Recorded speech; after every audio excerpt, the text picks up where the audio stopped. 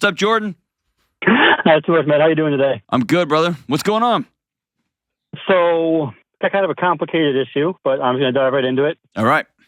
So my wife's sister has had a few mental health concerns over the last several years. Most recently, she spent a week at an inpatient facility, got diagnosed with schizophrenia. So she's going through medication and trying to, figure all that out right now. Hey, Jordan, how old is she? She is 40. She just got diagnosed with schizophrenia at 40? Yes, she's had. Good God.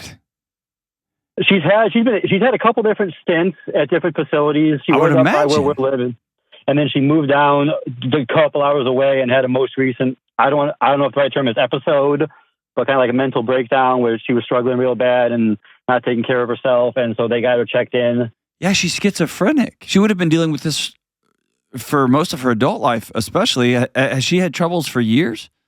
They thought it was bipolar. She's definitely had struggles for at least the last 5 to 7 years. They thought it was bipolar.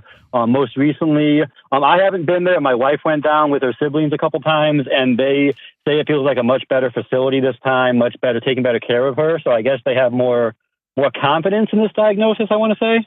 I'm just saying, like, if she's been dropped into the world as an undiagnosed schizophrenic, or I say, and worse, she was misdiagnosed and being treated for something that's different.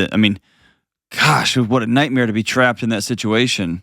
And the ripple effects on everybody's family, right? Has it been tough to be in a relationship with her for a season? Or for years, I guess?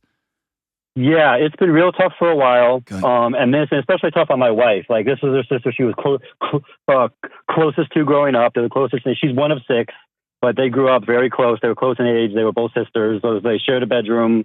And it's just been kind of shocking for her to see, like, all the changes and everything that's been going on. Okay. So, go for it. So, my wife has struggles with anxiety. She has for a while. She deals with them. We talk things through. We have our own system for things like that. But she also, when this started happening and getting worse with her sister, she's worried about a potential genetic component to things like that, and worried, every little thing that might go wrong has her scared and worried about going down a similar path and having the same kind of issues. Okay. And I just want to know. Is she going to get tested? She is not. Okay. I would stop everything in the world and go get that done. Chances are is she 42? How old is your wife? My wife is 34. Okay. If she was 34 and schizophrenic and or bipolar or schizoaffective or whatever diagnosis they're going to throw at the wall on this one, she would already be struggling in a pretty significant way. You would know too.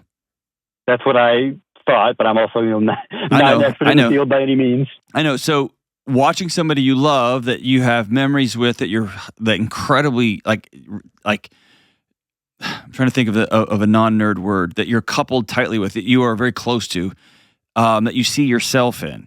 Watching them unwind, which is what an untreated schizophrenic will experience, just this unmooring. It's terrifying. Would be scary to watch. And as a person who wrestles with anxiety, and I imagine all 6 kids have their own struggles. Is that fair? For the most part, I'd say. I mean, some are much more well-adjusted to it than others. A lot of them disconnect from the whole thing as time has gone on with frustrations. And yeah, that disconnection is called a thing too, but that's for another call. All it's to say is she needs to go sit down with a psychologist. And I would recommend a psychologist here, not a traditional therapist, a traditional counselor, but sit down with a psychologist and get the assessments done just for her own peace of mind. Okay, absolutely. And then she's got some real data in front of her. I mean, does that make sense? I want to walk right into the middle of this thing. I don't want to do any dancing around it, because the dancing around it is just going to put gasoline on that anxiety. That makes sense to me. Is that fair? Yes. You've probably told this exact thing, haven't you? We talked about it. I think there's a little bit of fear about going to get it checked out, because it becomes either nothing or very, very real. No, just not. Anytime you get to name the dragon, it's a good thing. Anytime you find out there's not a dragon, it's an even better thing. And then we get to ask ourselves the bigger question. If, let's say, she goes and the doctor says, nope, you're not schizophrenic, you're not BP1, you're good. Then you and her get to ask the bigger questions about this anxiety, and you have to grieve her sister, your sister-in-law. Those are hard things, right? Mm-hmm. But let's deal with the environmental issues that are causing her body to sound all these anxiety alarms. Let's deal with those, and you can play a major role in walking alongside her there. But let's say she goes and sits down, and this doctor says, "Yeah, actually, I'm going to diagnose you with bipolar 1." Cool, we've named the dragon.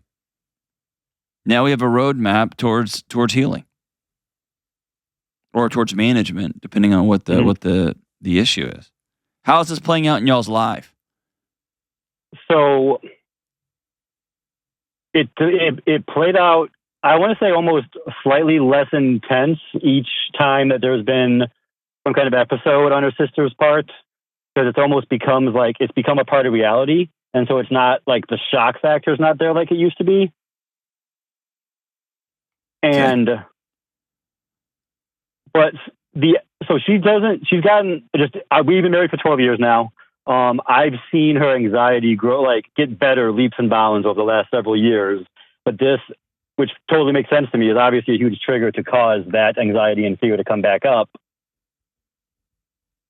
Yeah. And there tends to just be she's a little more trigger prone to things while that's going on, which I totally understand. Sure. It's just I want to know how to best walk through that while it's happening.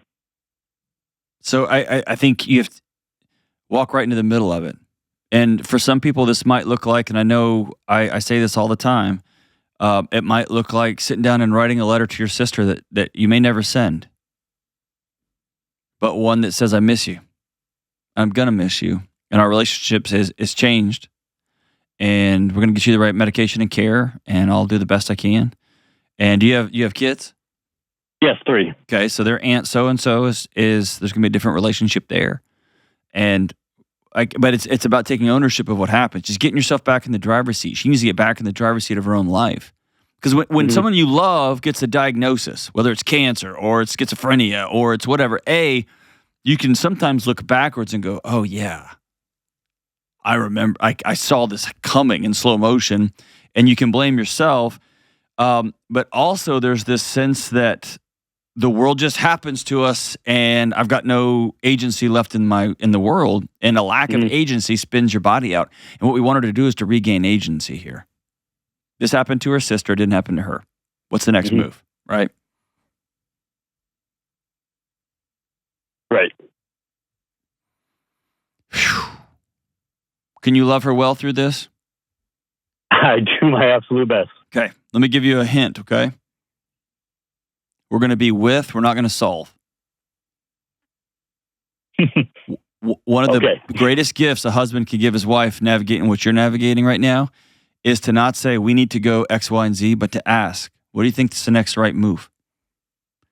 And what you're doing is you're demonstrating her agency for her in moments when it gets really thin and she doesn't believe she has it anymore. And she'll look at you and go, I don't know. And you say, I trust you. Mm-hmm. And then if she says, well, we need to sell the house, we need to move that, well, you can be like, well, okay, we're not going to do that. But asking questions instead of saying, well, you need to, and how come you haven't, say, oh, I hate this. I hate that you're hurting like this. I'm here for you. What's the next right move? And you are demonstrating, I trust you. You can trust you. You see what I'm saying? Yes, sir. Have you been a solver for her? Yes, that tends to be my problem sometimes. Does that then just pour gas on the whole thing? Sometimes. She told me the other day that she was talking to her sister, and she said that it helps me talking through things with her and giving possible solutions at times. Okay.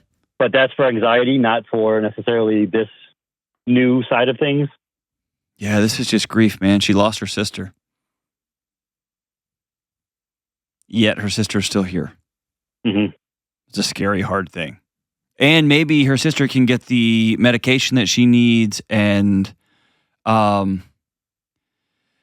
Man, I am so far from an expert on schizophrenia. I'm on another planet when it comes to any sort of expertise or insight into schizophrenia, but I have not heard of somebody being newly diagnosed at 40 without, I'm trying to think, man, maybe one or two, but there's a wake of, oh yeah, we missed that one. So it may have been. There's definitely been a few years of different issues and episodes, and she could have been misdiagnosed. It's been going on for probably 5 years, but it also kind of blends together, so I'm not exactly sure of my timeline. Okay. But she was on different types of medication, which also I don't know a lot about. Sure. And they would do, every time there'd be some kind of issue, they'd adjust the meds, which I understand that's how a lot of those illnesses work. You kind of get used to a certain thing, and then you have to change it up, essentially. Well, and sometimes it's just throwing spaghetti at the wall to see what sticks. Like they'll use language like, we're going to start you here, report back in 30 or 60 days, and we'll do what we need to do next, right? So, I mean, it's just kind of a whack-a-mole game sometimes.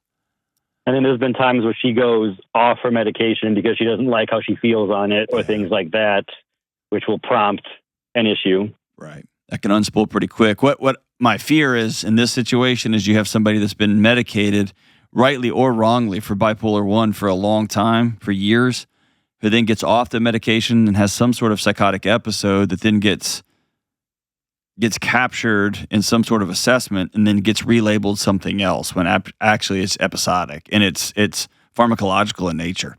But dude, I'm way out over my skis now, so I'm going to trust the doctors here. Yeah, I would recommend strongly that you sit down with your wife and say, I want to fully support you to go get the testing that you need. Let's go get it. Let's pay for it. Let's go get it. And it is a way to bring peace.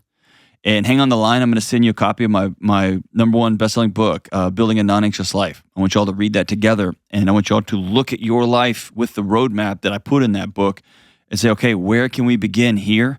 Creating a peaceful life. So that when sister has another episode, we're ready. We're ready financially. We're ready relationally. We're ready physically. We're ready in all these spiritually, all these areas, so that we can show up. You're a good man, dude. Your wife's lucky to have you by her side. Whew. Be with, not at. Show her that you trust her, even in those moments when she doesn't trust herself.